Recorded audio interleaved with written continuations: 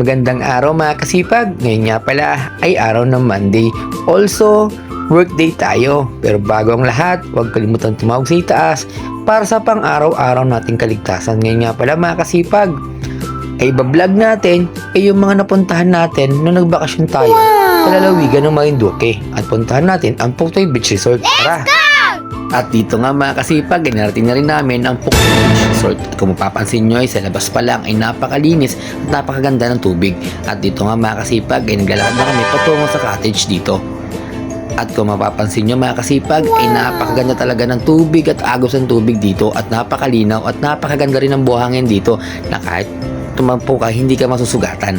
At dito nga mga kasipag ay meron din mga activities dito na pwede mong gawin. Siyempre pwede kang sumakay dito at magpadala sa alon ng dagat. Yun mga kasipag, mag-ingat din kayo kasi medyo malalim talaga dito. At dito nga mga kasipag, pwede ka na agad magpalit ng profile pic mo sa mga Facebook account mo. At syempre kung mapapansin nyo mga kasipag ay napakalinis at napakaputi ng buhangin dito at napakapino na kahit tumakbo ka hindi ka malang makakaramdam ng sakit sa paa. Eto mga kasipag, kung mapapansin nyo ay talaga napakaganda ng agos nito. At ito nga pala guys ay located lang sa Torreyes, Marinduque. At ang maganda dito sa halagang 75 pesos lang ay makakapag-swimming ka na. Nakala mo ay nasa Boracay ka. Pero bago ang lahat, huwag kalimutang follow and share sa aking page. Salamat!